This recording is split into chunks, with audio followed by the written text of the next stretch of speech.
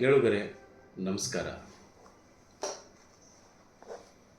ನಾವು ಕೇಳಿದ ಎಷ್ಟೋ ವಿಷಯಗಳು ಆ ಸಂದರ್ಭದಲ್ಲಿ ನಿಮಗೆ ಅರ್ಥ ಆಗಿರೋದಿಲ್ಲ. ಉದಾಹರಣೆಗೆ 1ನೇ ಕ್ಲಾಸು 2ನೇ ಕ್ಲಾಸ್ನಲ್ಲಿದ್ದಾಗ ಪಿನ್ ಡ್ರಾಪ್ ಸೈಲೆನ್ಸ್ ಅಂತ ಮೇಷ್ಟ್ರು ಹೇಳ್ತಾ ಇದ್ರು. ಆಗ ಇದೇನಿದು ಪಿನ್ ಡ್ರಾಪ್ ಸೈಲೆನ್ಸು, ಅದರ ಅರ್ಥ ನಮಗೆ ಆವಾಗ ಗೊತ್ತೇ ಆಗೋದಿಲ್ಲ. ಯಾರು ಮಾತಾಡಿದರೆ ಹೊಡೆದು ಬಿಡ್ತೀನಿ ಅಂತೇಳಿ ಮೇಷ್ಟ್ರು ಏನು ಹೇಳ್ತಾ ಇದ್ರು. ಅದು ಪಿನ್ ಡ್ರಾಪ್ ಸೈಲೆನ್ಸ್ ಅಂತಂದರೆ ಅದಕ್ಕೆ ಎಷ್ಟೊಂದು ಗಾಢವಾದ ಅರ್ಥ ಇದೆ ಅಂತಕ್ಕಂಥದ್ದು. ಒಂದು ಪಿನ್ನು ಅಂದರೆ ಗುಂಡು ಸೂಜಿನೋ ಅಥವಾ ಸೂಜಿನೋ ಅಥವಾ ಒಂದು ಪಿನ್ನೋ ಅದು ತೆಳಗೆ ಬಿದ್ದರೂ ಕೂಡ ಅದರ ಸದ್ದು ನಮಗೆ ಕೇಳಿಸ್ಬೇಕು. ಅಷ್ಟು ಮೌನವನ್ನು ನಾವು ವಹಿಸಬೇಕು, ಅಷ್ಟೊಂದು ಮೌನವನ್ನು ಕಾಪಾಡ್ಕೋಬೇಕು ಅಂತಕ್ಕಂಥದ್ದು ಅದರ ಅರ್ಥ. ಸೊ ಇದು ಎಷ್ಟೋ ವರ್ಷಗಳ ಆದ ನಂತರ ನಮಗೆ ಅದರ ತಾತ್ಪರ್ಯ ಗೊತ್ತಾಗುತ್ತೆ. ಸೊ ಹಾಗೆಯೇ ಎಷ್ಟೋ ವಿಷಯಗಳು ನಮಗೆ ಗೊತ್ತೇ ಆಗಲ್ಲ, ಅರ್ಥನೇ ಆಗಲ್ಲ. ಈಗ ಅಜ್ಜಿ ನೂತಿದ್ದೆಲ್ಲ ಮೊಮ್ಮಗನ ಉಡ್ದಾರಕ್ಕೆ ಅನ್ನೋ ಹಾಗೆ ಒಂದು ಗಾದೆ ಇದೆ. ಈಗ ಅಜ್ಜಿ ವಯಸ್ಸಾದ ಮೇಲೆ ಅವಳ ಎನರ್ಜಿ ಡೌನ್ ಆಗಿರುತ್ತೆ, ಕೆಲಸ ಮಾಡೋಕ್ಕಾಗ್ತಾ ಇರೋಲ್ಲ. ಆ ಸಂದರ್ಭದಲ್ಲಿ ನೂಲೋದು ಭಾಳ ಕಷ್ಟ. ಭಾಳ ನಿಧಾನವಾಗಿ ಇದ್ದ ಎನರ್ಜಿಯನ್ನೇ ಮೈಗೂಡಿಸ್ಕೊಂಡು ಅದರಲ್ಲೇ ಅವರು ಕೆಲಸ ಮಾಡಿದರೆ ಎಷ್ಟೆಲ್ಲ ಮಾಡ್ಬೋದು, ಭಾಳ ಕಡಿಮೆ ಆಗುತ್ತೆ ಅಂತಕ್ಕಂಥ ಒಂದು ತಾತ್ಪರ್ಯದಲ್ಲಿ ಈ ಮಾತನ್ನು ಹೇಳಲಾಗಿದೆ ಅಂತಕ್ಕಂಥ. ಆಮೇಲೆ ಹಿಂದೆ ನೋಡಿ ಒಂದು ಮಾತಿತ್ತು, ಹೇಳ್ತಾ ಇದ್ರು,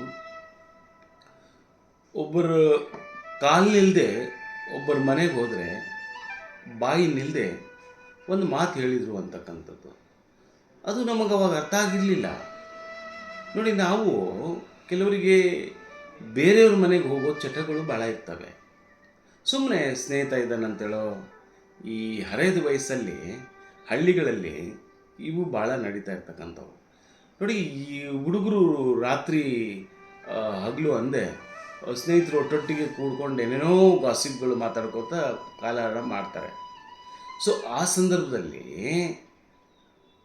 ಹಿರಿಯರು ಒಂದು ಮಾತು ಹೇಳಿದರು, ನಾವು ನಮ್ಮ ಕಾಲಿನಿಲ್ಲದೆ ಮತ್ತೊಬ್ಬರ ಮನೆಗೆ ಹೋದರೆ ಅವ್ರ ಮನೆಯಲ್ಲಿ ಅದೆಂಥ ಪರಿಸರ ಇರುತ್ತೋ, ಪರಿಸ್ಥಿತಿ ಇರುತ್ತೋ, ಅವ್ರ ಮನೆಯಲ್ಲಿ ವಯಸ್ಸಾದ ಹೆಣ್ಮಕ್ಳು ಇರ್ಬೋದು ಅಥವಾ ಬೇರೆ ಹೆಣ್ಮಕ್ಳು ಇರ್ತಾರೆ.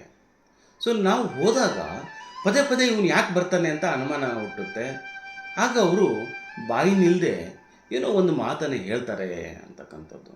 ಹಾಗಾಗಿ ನಾವು ಪೂರ್ವಾಪರ ಆಲೋಚನೆ ಮಾಡದೆ ನಾವು ಏನು ಎಂತು ಅಂತ ಹೇಳದೆ ಕೇಳದೆ ಮತ್ತೊಬ್ಬರು ಮನೆಗೆ ಹೋದರೆ ಖಂಡಿತವಾಗಿಯೂ ನಕ್ಕೊಂತಲೇ ಒಂದು ಮಾತನ್ನು ಅವರು ತಳಾಸ್ಬಿಡ್ಬೋದು ಅಂತಕ್ಕಂಥದ್ದು. ಹೀಗೆ ಎಷ್ಟೋ ವಿಷಯಗಳು ನಮಗೆ ಅರ್ಥನೇ ಆಗಲ್ಲ. ನೋಡಿ, ಸಾಧಕ ವಿದ್ಯೆ ಬಾಧಕ ದ್ರವ್ಯ ಅಂತ ಒಬ್ಬರು ಹೇಳಿದರು ನನಗೆ. ಅವರು ಬೇಸಿಕಲಿ ಮೂಲತಃ ಭಾಳ ದೊಡ್ಡ ಎಣ್ಣೆ ಪಾರ್ಟಿ, ವಿಪರೀತ ಹಗಲು ರಾತ್ರಿ ಅಂದೇ ಕುಡಿತಾ ಇದ್ರು ಅವರು. ಸೊ ಅವರು ನನಗೆ ಒಂದಿನ ಒಂದು ಮಾತು ಕೇಳಿದರು, ಒಂದು ವಿಷಯ ಕೇಳಿದರು. ಏನು ಮಾಡ್ತಿದ್ಯೋ ಬಾ ಅಂತ ಕೇಳಿದರು. ಇಲ್ಲ, ನಾನು ಧಾರವಾಡದಲ್ಲಿ ಓದ್ತಾ ಇದ್ದೀನಿ. ಓ, ಧಾರವಾಡದಲ್ಲಿ ಓದ್ತಿದ್ದೀಯಾ? ಹಾಂ, ಪರವಾಗಿಲ್ಲ. ಅದಕ್ಕೆ ನಂತರ ಆತ ಹೇಳಿದ ಒಂದು ಮಾತು ಸಾಧಕ ವಿದ್ಯೆ ಬಾಧಕ ದ್ರವ್ಯ ಅಂತ. ಈ ಮಾತನ್ನು ನಾನು ಭಾಳ ಭಾಳ ಭಾಳ ಗಂಭೀರವಾಗಿ ತಗೊಂಡೆ. ನೋಡಿ, ವಿದ್ಯೆಯನ್ನು ಸಾಧಿಸಬೇಕು. ಹೇಗೆ ಸಾಧಿಸೋದು? ಏಕಲವ್ಯನಂತೆ. ಏಕಲವ್ಯನಿಗೆ ಯಾವ ಗುರು ಇರಲಿಲ್ಲ.